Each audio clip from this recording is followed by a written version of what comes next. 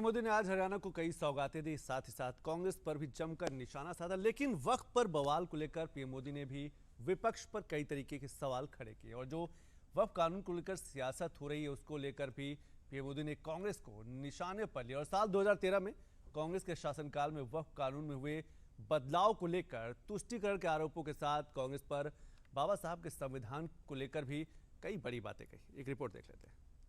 वक्फ के नाम पर लाखों हेक्टेयर जमीन पूरे देश में है। इस जमीन, इस प्रॉपर्टी से गरीब का, बेसहारा महिलाओं बच्चों का भला होना चाहिए था। और आज ईमानदारी से उसका उपयोग हुआ होता तो मेरे मुसलमान नौजवानों को साइकिल के पंक्चर बनाकर के जिंदगी नहीं गुजारनी पड़ती। वक्फ संशोधन एक्ट को लेकर देश भर में मचे सियासी घमासान और खींचतान के बीच हिसार के मंच से पीएम मोदी का वक्फ संशोधन अधिनियम की खिलाफत के बहाने अपनी सियासी चमकाने वालों पर ये करारा प्रहार सोमवार को आया, जहां पीएम मोदी ने वक्फ संपत्तियों की लूट खसोट और गरीबों के हक पर होती चली आई चोट का जिक्र करते हुए संशोधित कानून के बाद वक्फ की व्यवस्थाओं में होने वाले बदलाव का जिक्र किया।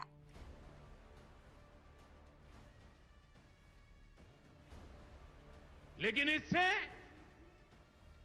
मुट्ठी भर भू माफिया का कोई भला हुआ। पसमानदा मुस्लिम इस समाज को कोई फायदा नहीं हुआ। और ये भूमाफिया किसकी जमीन लूट रहे थे? ये दलित की जमीन लूट रहे थे, पिछड़ों की जमीन लूट रहे थे, आदिवासी की जमीन लूट रहे थे, विधवा महिलाओं की संपत्ति लूट रहे थे। वक्फ कानून में बदलाव के बाद अब ये गरीबों से जो लूटा जा रहा है वो बंद होने वाला है। नए कानून के तहत, वक्फ के कानून के तहत किसी भी आदिवासी की जमीन को हिंदुस्तान के किसी भी कोने में आदिवासी की जमीन को, उसके घर को, उसकी संपत्ति को ये वक्फ बोर्ड हाथ भी नहीं लगा पाएगा। मुस्लिम समाज के गरीब और पसमानदा परिवारों, मुस्लिम महिलाओं, खास करके मुस्लिम विधवाओं को, मुस्लिम बच्चों को उनका हक भी मिलेगा और भविष्य में उनका हक सुरक्षित रहेगा। और यही तो बाबा साहब आंबेडकर ने संविधान के स्पिरिट में हमें काम दिया हुआ है। यही असल स्पिरिट है, यही असली सामाजिक न्याय है। बाबा साहब अंबेडकर के सामाजिक न्याय के सिद्धांत को अपनाते हुए सबका साथ सबका विकास की नीति और नियत के साथ काम करने वाली मोदी सरकार देश के हर वर्ग को विकास के अवसर मुहैया कराने की खातिर लगातार एक्शन मोड में काम कर रही है। इसी कड़ी में गरीब मुसलमानों को शोषण से बचाने और उन्हें उनका हक दिलाने के लिए बीजेपी सरकार ने वक्फ कानून में बदलाव किया, जिस पर सियासतदानों ने सदन से लेकर देश के सड़कों तक वक्फ की हिफाजत के बहाने खूब हंगामा किया। लिहाजा पीएम मोदी ने वक्फ कानून पर छिड़े विवाद की जड़ को बताते हुए कांग्रेस के शासन में साल 2013 में हुए वक्फ कानून में संशोधन के हवाले से कांग्रेस पर बाबा साहब के अपमान और संविधान की मूल भावना के साथ खिलवाड़ का आरोप लगाया। कांग्रेस की तुष्टीकरण की इस नीति का बहुत बड़ा नुकसान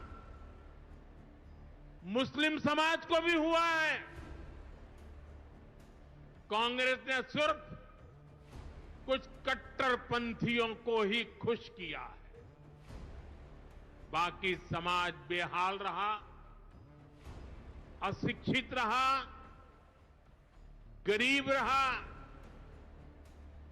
कांग्रेस की इस कुनीति का सबसे बड़ा प्रमाण वक्फ कानून है। देश आजाद होने के बाद 2013 तक वक्फ का कानून चलता था, लेकिन चुनाव जीतने के लिए, तुष्टीकरण की राजनीति के लिए, वोट बैंक की राजनीति के लिए 2013 के आखिर में, आखिरी सत्र में कांग्रेस ने इतने सालों तक चल रहे वक्फ के कानून में आनन फानन संशोधन कर दिया।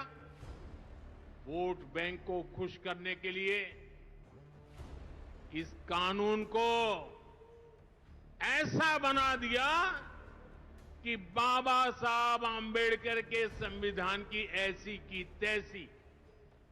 पीएम मोदी ने मुस्लिम अधिकारों की हिमायती बनने वाली कांग्रेस पर वक्फ कानून को सियासी हथियार बनाने और वक्फ कानून में फेरबदल के जरिए तुष्टीकरण के आरोप लगाते हुए कांग्रेस को अपनी पार्टी का अध्यक्ष किसी मुस्लिम को बनाने की चुनौती दे डाली।